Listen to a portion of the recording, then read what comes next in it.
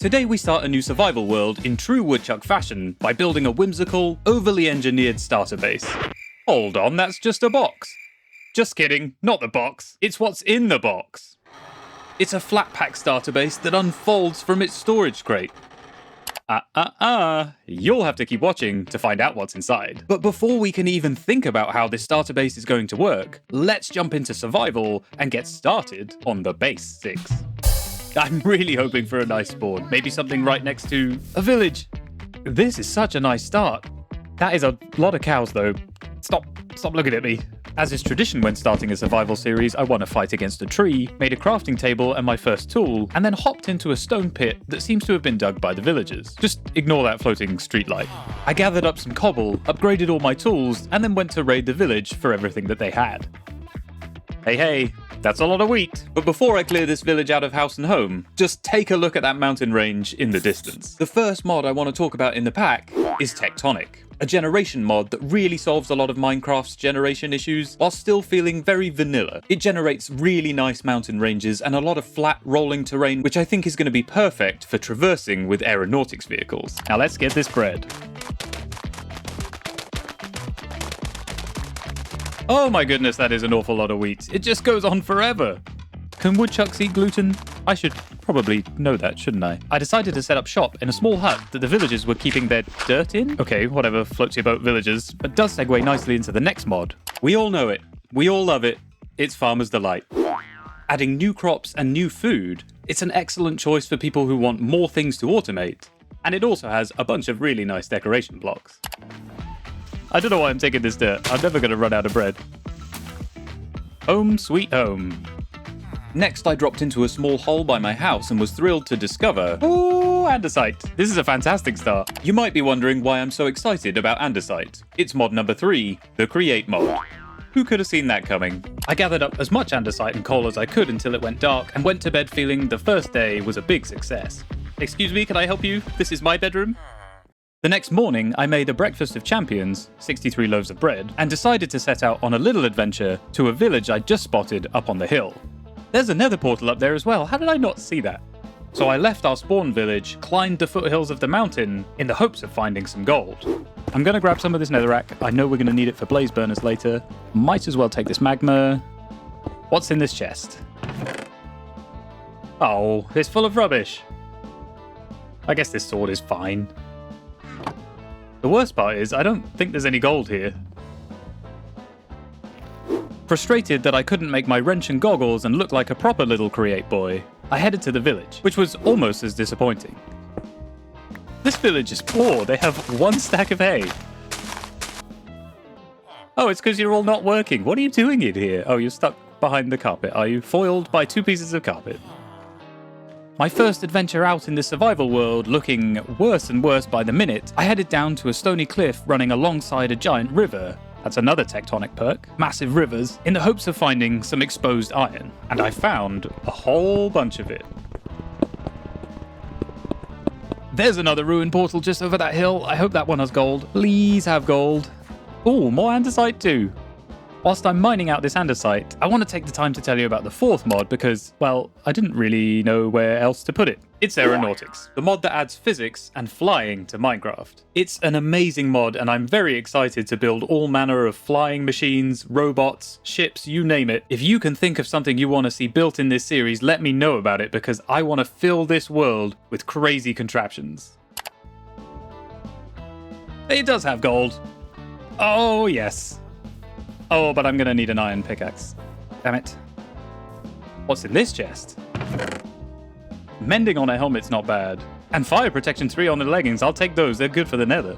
Whilst making a temporary camp to smelt the iron to make a pickaxe, I did a little bit more exploring and stumbled across a sulfur pool. That's exciting. I've never seen a sulfur pool before.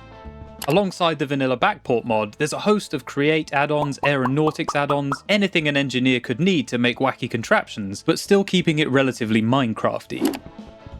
Grabbing the gold block, I headed back home skirting the mountain range looking for more exposed iron. And as I was coming down off the foothills towards the village, I stopped, turned up all my render distances, and just look at this landscape. Imagine the sky filled with airships and the sea filled with boats. There's so much potential.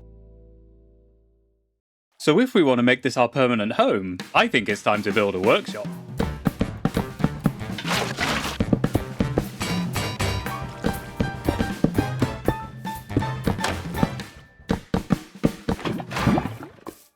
This humble little dirt hut is my home, and the backyard is now my Create workshop. And my goggles seem to have slipped down my face a little, as I'm wearing both the goggles and the helmet. And I also feel like I'm wearing fisherman's waders with these gold leggings on, so I think we're going to hide the armor for now.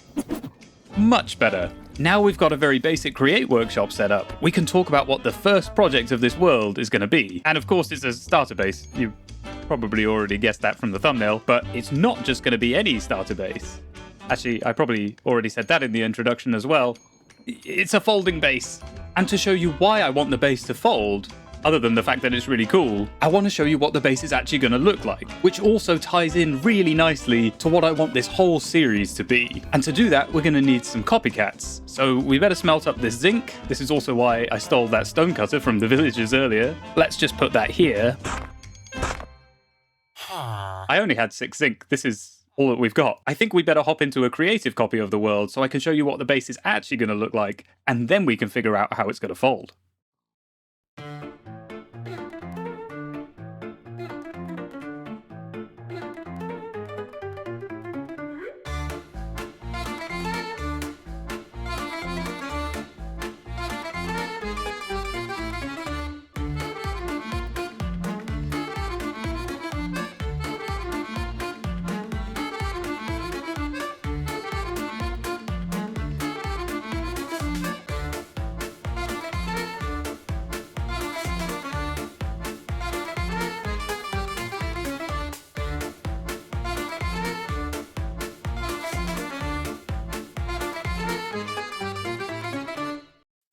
We have a field lab. Look at this thing. I wanted to build something that kind of encapsulated this sort of pseudoscience, military aspect of building vehicles in Minecraft, because we're going to be making a ton of doohickeys and robots. And I've never built anything this shape in Minecraft before. I'm really happy with how it came out. I love all the little details, although I do think some of those are going to have to change depending on how we approach our folding. Maybe we should have figured out all the mechanics first, but I just got too excited. I think the sulfur patches look great as kind of wet or damaged fabric. I really like the detail. I love these aeronautics ropes. And I've just remembered that I added a mod that lets us dye them. Look at that! Okay, I don't actually love that one, but look at these. These are really nice. What do we think? I kind of am attached to this brown now. What happens if we dye them brown? That's different, right? Yeah, that's actually a more muted brown? Okay, so there's an actual brown rope. Oh, decisions. I think I'm gonna go with the brown. Yeah, I like that. That looks cool. Wait, no. We're sticking with the original ropes because I don't want to have to get brown dye. I'm not going to a jungle. It's going to be bad enough getting all the zinc for all of these copycats. There are an awful lot of copycats in here. I dread to think how expensive this is going to be. But we had such an easy start with this very, very nice spawn, so I figure I should make a little bit of extra effort with the starter house. And now you can probably see why I want to be able to fold this up to transport it around the world. It's a field lab. It's supposed to be deployable in different locations. I'm looking at the top of the mountain, and once we get round to building some vehicles, it would be really nice to be able to transport it. And obviously this base is quite long, and it's going to be quite heavy, and I'm certainly not going to try and make it balanced. So that makes up reason number 1 for why we want this base to fold up. Reason number 2 is, well, because it's going to look cool. Did I already say that? I don't know about you, but this episode is getting pretty intense. I haven't built anything in the interior yet because I'm not really sure exactly how I want to handle the interior space. Obviously, it's going to be a create workshop and storage and a place for me to live. But I also like the idea of maybe doing something modular with minecart contraptions like we've done in previous videos. Let me know what you guys think we should do in here. I am kind of tempted by the idea of at least swapping these 2 wings out. We could have different modules dedicated to washing or bulk pressing or maybe an oxidizing workshop. But before we do any interiors, I've been talking about it a lot. We've got to figure out how this thing is going to fold. Off to super flat we go. I have spent the last few hours pondering how we're going to make this thing fold. Not that kind of pondering, the thinky brain kind of pondering. And I want to talk you through the thought process that's led from this all the way around to this monstrosity over here.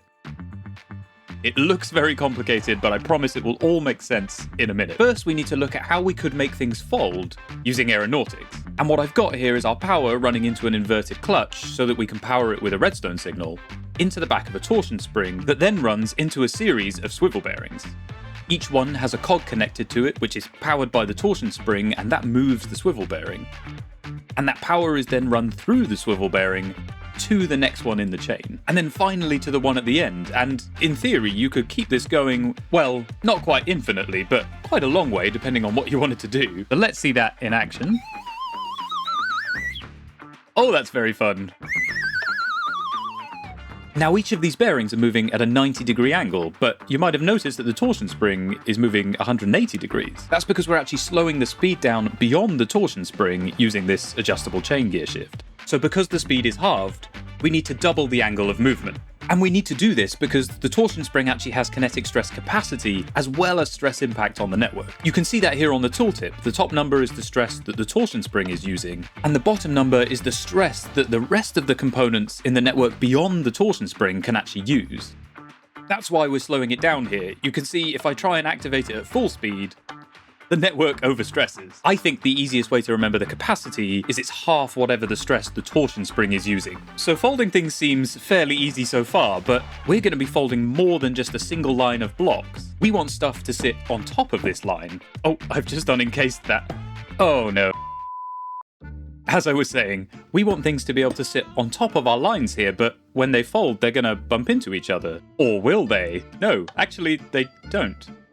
Look at that, those blocks are coexisting in the same space. However, there is a slightly strange behavior to all this, and as far as I can make out, the rule is as follows. Sublevels that are adjacent to each other can intersect, our industrial iron and brass, or our iron and andesite, but as soon as two separate sublevels, in this case our andesite and our brass, touch each other, they have physics. It's a little strange, but I think it's probably there to help the swivel bearings move around. We are playing a block game. It would be quite difficult for this swivel bearing to rotate because of this block next to it, unless it was allowed to phase through it a little bit. So now I'm thinking maybe we could take advantage of that somehow. The problem becomes that a lot of things don't interact very well between sublevels. Here we have two sublevels, our iron and our andesite, and if I put a creative motor here, you can just about see in the middle there, those two shafts, they don't connect because they're two different sublevels. And this is the same for minecarts. That's just gone forever. See you later, buddy. One possible solution I found to this is instead of having two swivel bearings, we have a swivel bearing going into a mechanical bearing that's set to only place near the initial angle. This works the same way as our two swivel bearings and respects the same rules as what blocks can go inside each other. But when we fold our arm back down, you can see the mechanical bearing snaps back into place, which turns them all back into one sublevel. To recap, we figured out that we can do some creative block storage, getting a little more bang for our buck space-wise, by folding blocks inside each other as long as they're in adjacent sublevels. And while this might fall under the category of illegal tech, we don't really have a way of folding a tent in Minecraft, so I think that's going to be our best option for now. And now we know that we can use minecarts on top of those sublevels, that might allow us to get a little creative with some cart contraptions. It was at this point that I designed these two prototypes, which deploy cart contraptions on top of the folding arms. The idea being that the exterior of the tent would be folded out by the arms, and all of the stuff inside would be handled by the cart contraptions, which would allow us to hollow the tent out when we want to fold it. Oh boy, are they ridiculous. There is an awful lot going on here, and quite frankly, I'm a little embarrassed by how ridiculous they are, so I think we're just gonna skip right past them. Yeah! Yeah! Well, that was underwhelming. I do think it's worth mentioning at this point that when using the mechanical bearing design, things can get a little unstable, particularly when logging in and out of a world. Hello, what's going on here then? This is the real Chaos Cubed update, ladies and gentlemen. And so we come to the final prototype, which has changed even since I started recording this section. I've just taken the front off so that you can see inside a little bit easier. And what we have here is really just an elaborate version of our folding mechanism. We've got two windmills for power. Each of them has the same folding setup as we had before. One of them runs this inner circle of swivel bearings, here, here, here, and here. And the other one powers the swivel bearing here and here in the wings. Partly this is to spread the stress around the network, and partly it's to keep the space in the middle of the box clear, in case we want to add any module swapping, or perhaps a big steam engine to power the workshop. And this is also why I've moved the deployment of the minecart contraption contraptions off of the folding arms. It's a lot simpler to have everything sat in the base of the cube here. We can put our cart assemblers here and then build up till the level of the floor, which is about here. Obviously, the outer swivel bearings are going to sit above the floor, but that's just a sacrifice that we have to make this fold. But the other big advantage of doing this is that cart contraptions, when they're disassembled onto a sublevel, actually become a part of that sublevel.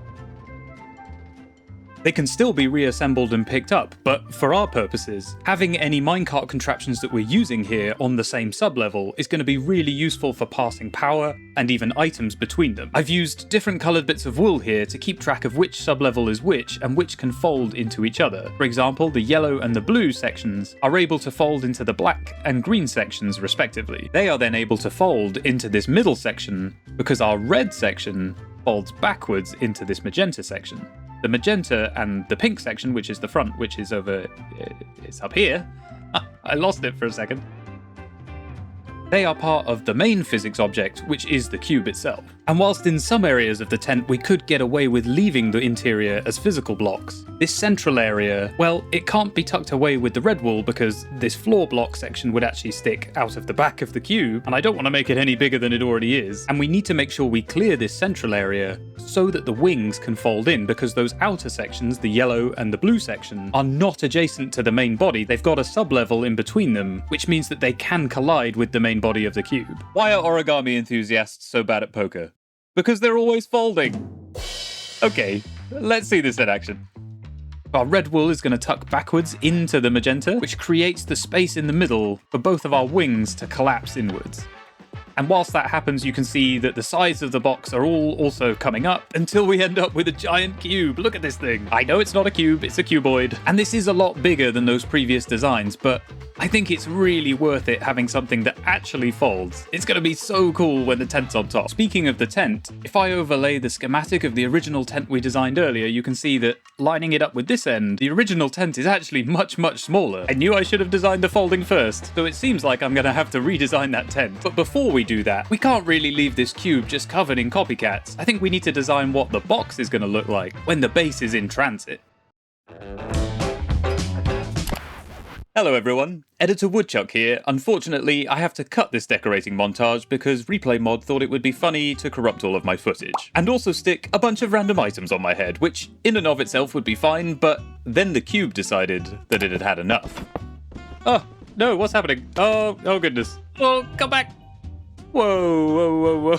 Easy now. Whew. I don't really know what happened there. The windmills seemed to deactivate and then the whole thing opened, but that created a bunch of weird physics and started throwing it around.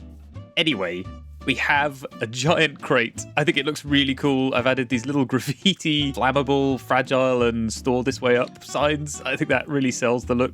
We've got these little iron, I guess they'd be nails.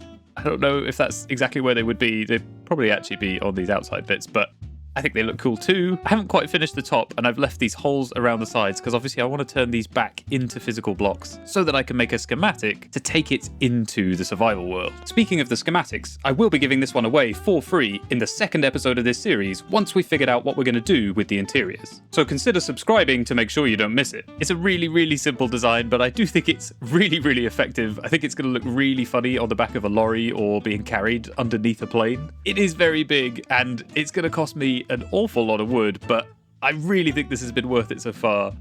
This is such a fun survival base. And all that's left is for me to gather the rest of the resources for this. I think I'm going to need a lot more zinc. But before we do any resource gathering, I'm going to move these villagers a little bit further away from my house because they keep coming in and slamming all the doors and going "ha" in my ear, and it's getting very annoying. Now you all stay here, okay, where it's nice and safe, I'm doing this for your own good. As we gear up to do all the resource gathering, I wanted to talk about a few of the mods in the pack, like Carry On that you've just seen, or Sophisticated Backpacks, like I'm making here. They're mods added for convenience, but when there is a more interesting, fun way of doing something, like moving villagers with aeronautics, or transporting my items around, we're going to be using Create and Aeronautics as much as possible. But it doesn't hurt to have a little bit more personal inventory space. And I have to say, it does look pretty good on me. Let's do some adventuring. I'm not sure gathering vast quantities of sand really counts as adventuring, but I did remember a quicker way of doing it. This is much quicker. sand and sandstone acquired, I thought I'd go and check out the underground river, which turns out is enormous. These are also generated by tectonic, and look how far this thing goes, it's so cool. And thankfully had plenty of zinc. There's some zinc. Oh, there's more zinc. There's loads of zinc in here. I keep forgetting to light up the caves. I'm not used to having a Fulbright mod on, and I've been caught out a couple of times. Getting a little scary down here. Gotta remember to light things up. Now I'm thinking about it, this limestone might look quite nice on the tent. I think I'm just going to grab a little bit of it, just in case we want to swap out some of our sandstone and things. It is quite white, but I don't know, I can be quite indecisive, so it's good to have the option. Limestone is, I think, actually the only block that I like that's added by Create in the natural generation. There's something about the crimsite and the, what are the others called? Azurine. They're too colourful and the textures are all inconsistent. Not a fan. This underwater lake has transitioned into like this enormous dripstone cave. It's so cool. I think I want to just follow it through and see where it comes out.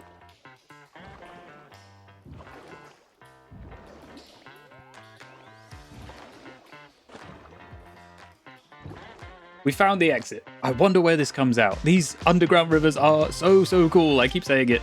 They really, really are. And it's been a fantastic mining experience. It's really easy to just coast along on your boat, pull up next to some ore, grab it out of the wall, and then carry on your way. It's nice and safe, which, as somebody who's not particularly good at caving, is a big plus. There's a fair amount, but not a broken amount, of resources in the walls. And I'm pretty sure there's a bunch under the water, which I can mine on the way back with a door. So where are we? I think we're on the other side of the mountain range. Yep, that's the mountain range up there. This is giving me ideas. I wonder if we could have a transport system where the boats can detect the river and so deliver resources from one side of the mountain range to the other. Could be a very interesting transport system. Well, I guess I'll just head back the way I came.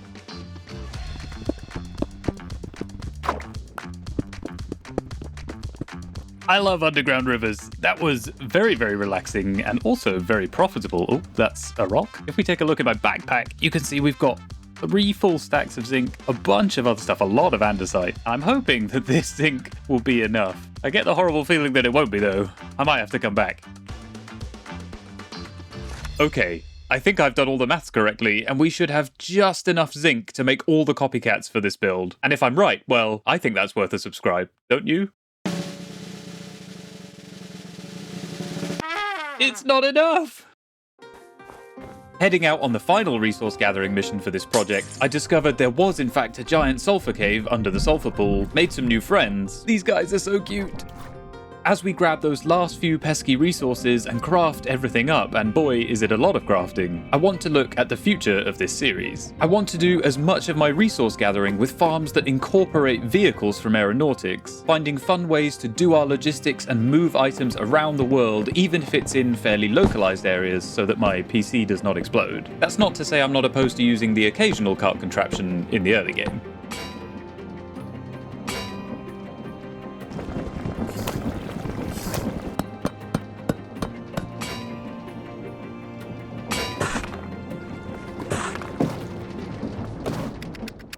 Oh, I think that just about does it. This has been an awful lot of resources to gather for a starter base, I know. I have been to the Nether, I had to go back through the underground river to the other side of the mountain just to trade with some villagers for some redstone, and there has been an awful lot of wood chopping. I don't know why I made this with stripped wood and not stripped logs, but it's done. We have everything. Let's bring it in. You might have noticed that that storage crate I just time-lapsed in was not in fact the real base. I didn't want you guys seeing what was inside until the big reveal. Now that the crate is actually in the world and we can compare it to the village, I'm feeling a lot better about the size. It's not as big as I thought it was. It's kind of just a regular size for a 2-story house. It's just more boxy. Time to give it a go. Oh boy, am I nervous.